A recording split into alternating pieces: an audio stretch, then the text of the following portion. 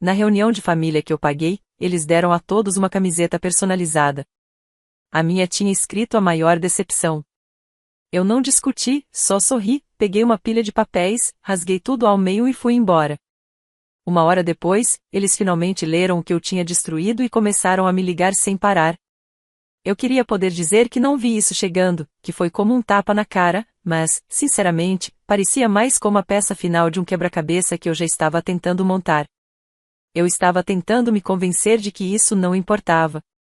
Fiquei lá, segurando a camiseta e olhando para aquelas letras pretas em cima dela, como se estivessem escritas com marcador permanente no meu peito. Maior decepção. Minha irmã Laura já estava rindo, dizendo é só uma piada. Frank bem deu de ombros, preguiçosamente, do outro lado da mesa, com uma cerveja na mão. Vamos, cara, você tem que admitir que é meio engraçado. Meus pais ficaram em silêncio no começo, então minha mãe soltou uma risadinha, como se alguém tivesse contado uma piada um pouco inadequada em uma reunião de família. Meu pai balançou a cabeça, sorrindo, como se eu tivesse tropeçado na calçada. Eu balancei a cabeça uma vez e depois mais devagar. Certo, engraçado. Dobrei a camiseta cuidadosamente e coloquei na beirada do meu prato. Ninguém percebeu que minhas mãos estavam tremendo levemente, ou se notaram, não se importaram. Eu não sei o que eu esperava. Eu paguei por todo aquele encontro, o lugar, a comida, a viagem, até as camisetas iguais. Essa era a piada, não era? Eles usaram meu cartão para imprimir aquelas camisetas. A piada hilária. Eu passei meses organizando aquele fim de semana, reservei a velha casa à beira do lago, achando que talvez a nostalgia suavizasse as coisas, talvez eu finalmente me sentisse parte de algo de novo. Mas, em vez disso, eu recebi uma confirmação bem clara do contrário.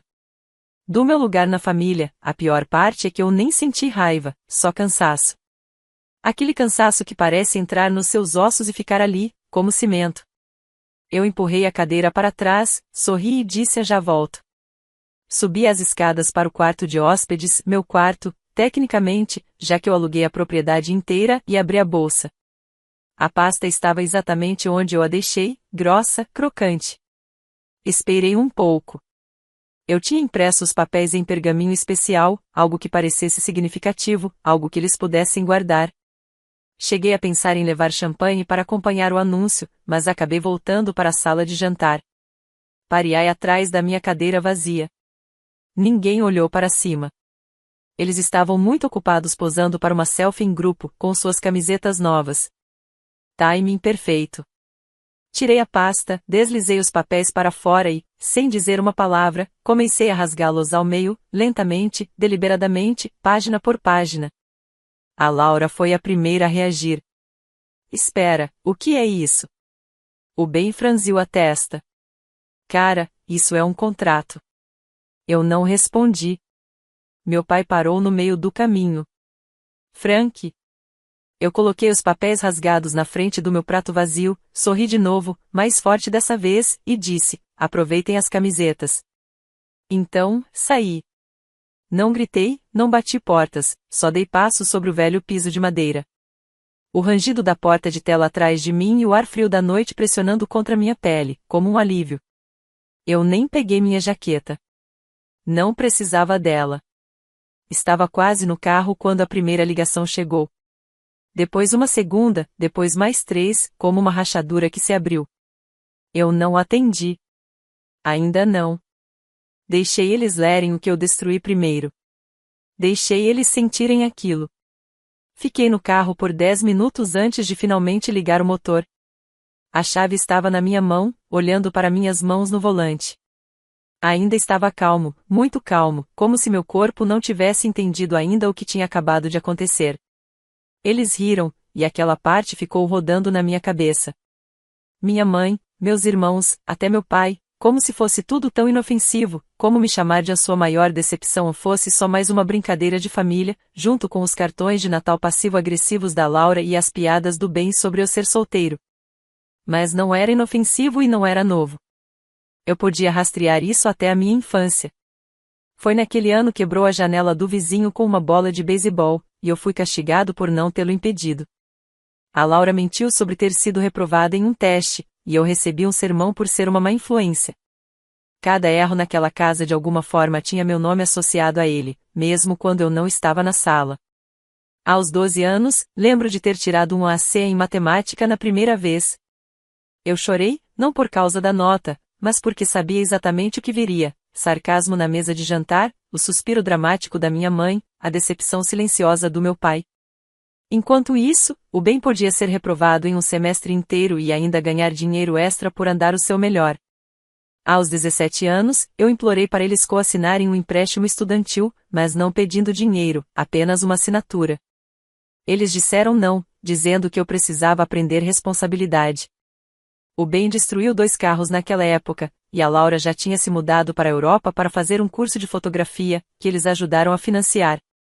Mas eu precisava aprender responsabilidade, então trabalhei à noite, dormi só 4 horas por dia, construí algo do nada, um serviço de tecnologia no começo, depois uma plataforma de assinatura.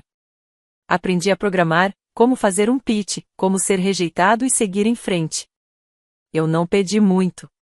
Um pouco de crédito teria sido legal. Talvez eu até estivesse orgulhoso de você. Mas, em vez disso, acabei virando a piada recorrente, o estranho, o cara que sempre chegava atrasado para o dia de ação de graças porque provavelmente estava programando em um porão em algum lugar. Quando fiz meu primeiro investimento de 6 dígitos, não contei a ninguém. Quando quitei minha dívida estudantil de uma vez só, também não contei. E quando minha empresa se tornou viral, ainda não contei a ninguém. Parecia que, se eu contasse, eles iam dar um jeito de distorcer tudo, transformar em outra piada ou, pior, levar o crédito por isso. Então, eu fiquei quieto, mas observei. Vi a Laura dando festas no apartamento, sabendo que ela não podia pagar com o salário dela. Vi o Ben postando legendas enigmáticas no Instagram sobre saúde mental, só para me mandar uma mensagem direta pedindo dinheiro 2 dias depois. Vi meus pais lutando com a hipoteca, mas ainda assim comprando cruzeiros de aniversário. Comecei a ajudar discretamente, com doações anônimas aqui, um transfer invisível ali. Porque, apesar de tudo, eu ainda queria acreditar na família. Eu pensei que, talvez, se eu desse o suficiente, eles finalmente me veriam. Essa fantasia se quebrou no Natal passado. Eu me ofereci para levar todos para um chalé de esqui que eu aluguei, e minha mãe me disse para economizar meu dinheiro. Então, postei um status sobre como a Laura o surpreendeu com umas férias financiadas pela família. Foi aí que eu decidi, não mais nos bastidores. A reunião que eu acabei de deixar era para ser minha revelação real. Eu tinha tudo alinhado, uma carta autenticada para presentear meus pais com aposentadoria antecipada, pagar a hipoteca deles, um acordo de entrada para Laura e seus filhos, um novo começo em um distrito escolar melhor, um fundo de alívio da dívida para o bem, mais uma indicação de emprego opcional se ele quisesse começar. Do zero, cada documento foi assinado, lacrado, impresso em papel de linho grosso. Eu até escolhi pastas azul marinho para combinar com a decoração da mesa. Foi até onde eu fui. Eu queria que fosse bonito, memorável. Imaginei a expressão no rosto da minha mãe quando ela lesse a carta, as lágrimas, o orgulho, a lenta percepção de que o filho que ela uma vez chamou de sem rumo tinha construído algo grande o suficiente para dar a eles uma segunda chance. Imaginei meu pai de pé, sem palavras, apertando minha mão. Eu imaginei a Laura dizendo que eu estava errado sobre você, dizendo, droga, mano, eu não tinha ideia. Eu imaginei tantas coisas, mas o que eu ouvi foi uma piada estampada em uma camiseta. E eu sei o que você está pensando, talvez eles não quisessem dizer isso, talvez fosse só mau humor, talvez tivessem reagido de forma diferente se eu tivesse contado a eles primeiro. Mas aqui está a verdade, eles sabiam, em algum nível, sempre souberam. Eles viram o carro que eu dirigi, as roupas que eu vestia, a maneira como as pessoas reagiam quando mencionavam o nome da minha empresa. Minha mãe, uma vez, perguntou se eu estava bem financeiramente, mas daquela maneira cuidadosa e ensaiada, como as pessoas fazem quando estão tentando obter uma confirmação, sem querer parecer impressionadas. Mas, no fundo, elas simplesmente não se importavam. Ou, pior, se importavam e odiavam o que isso dizia sobre elas. Então, elas riram, porque era mais fácil me manter na caixa da decepção do que admitir que talvez estivessem erradas sobre mim. E agora elas iriam descobrir o que eu tinha nos papéis. E não apenas elas. Todos. Todos que já ouviram falar sobre o pobre Frank, todos que acreditavam que eu era um fracasso, vagando de um projeto triste para outro, eles iriam ver a verdade. Mas não, antes que as coisas piorassem, porque eu nem tinha visto as mensagens ainda, aquelas que eles já estavam enviando, as mentiras que estavam contando, a história que estavam criando, antes que eu pudesse abrir minha boca. O que veio a seguir, eu nem tinha voltado para a cidade, e a história já estava se espalhando.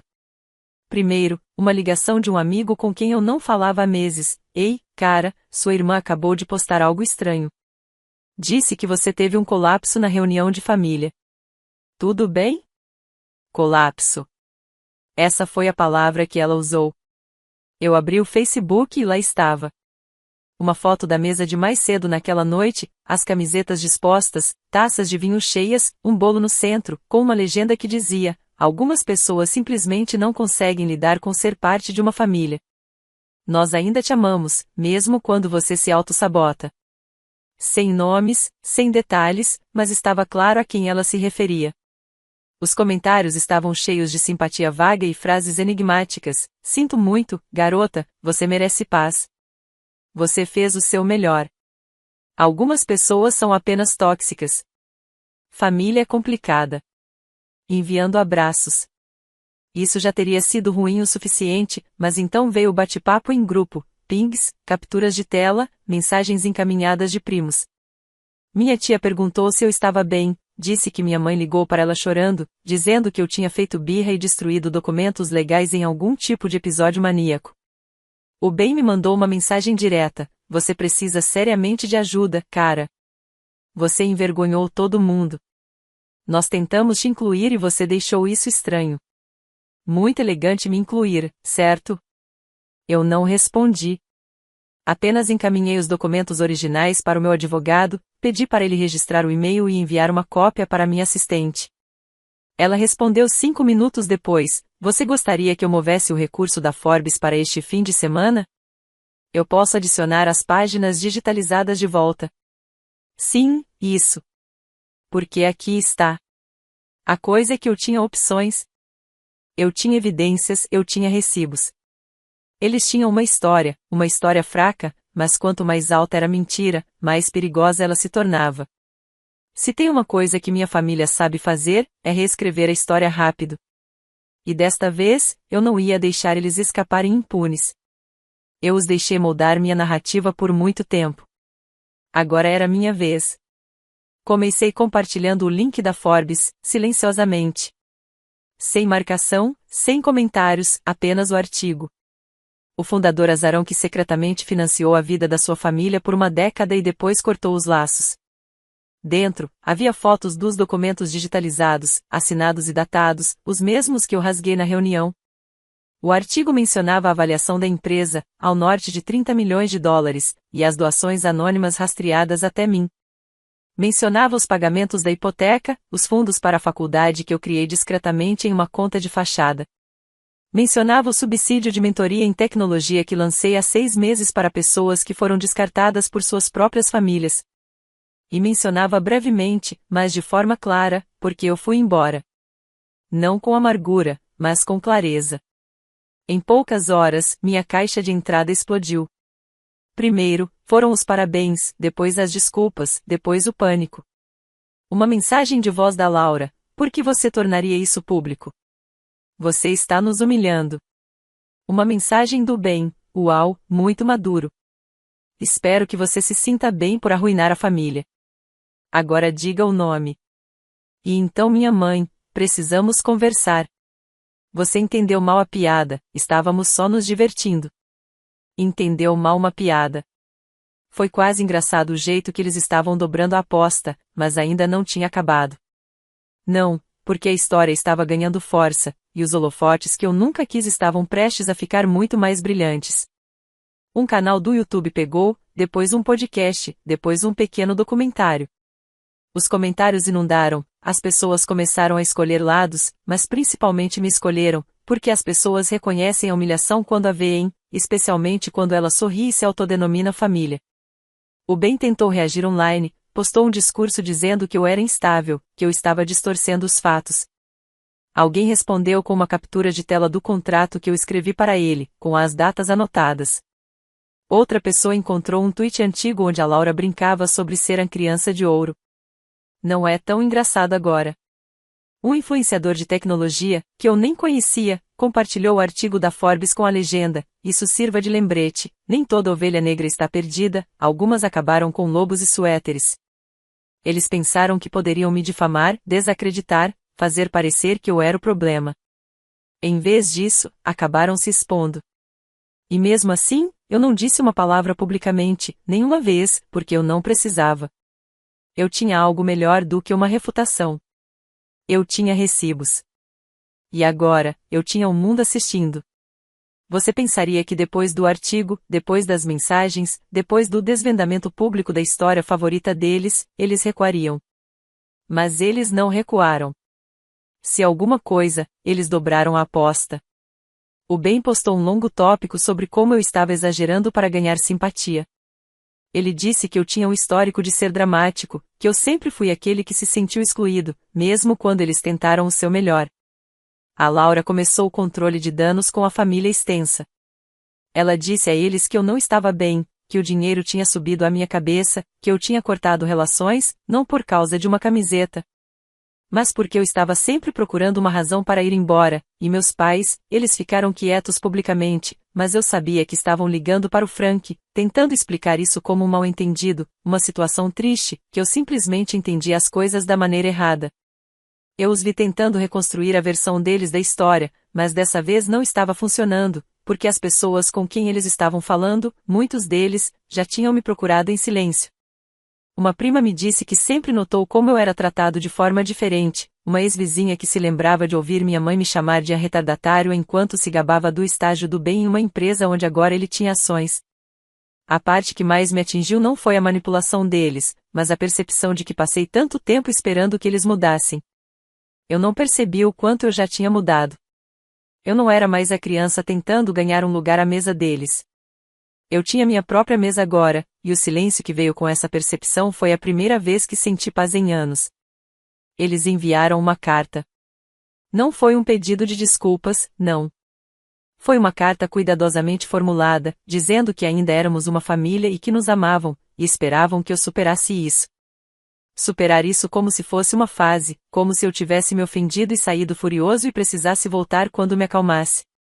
Eu não respondi. Uma semana depois, eles enviaram outra carta. Essa foi mais longa, mais emocional.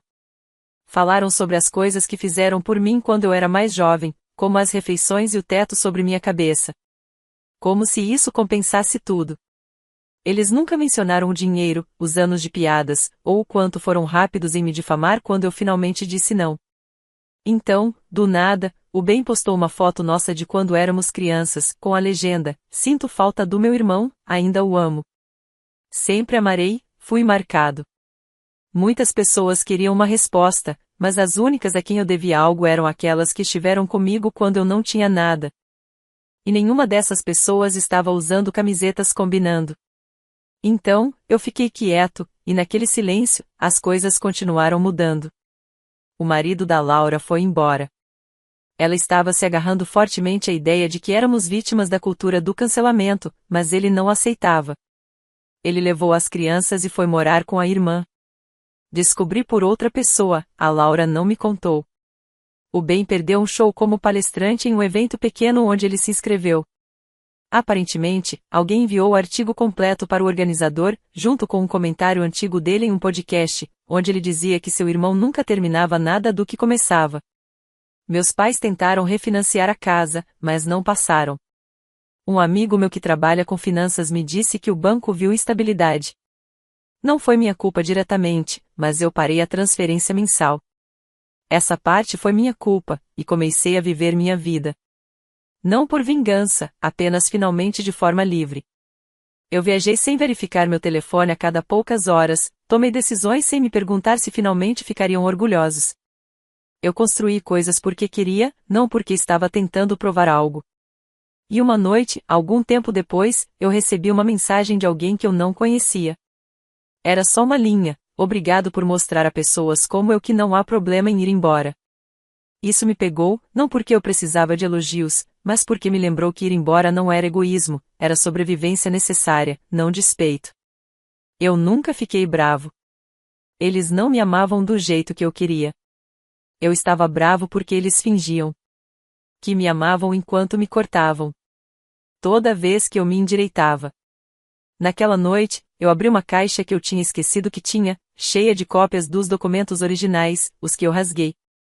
Passei a mão no papel grosso, creme, ainda com as bordas afiadas onde rasguei o primeiro conjunto.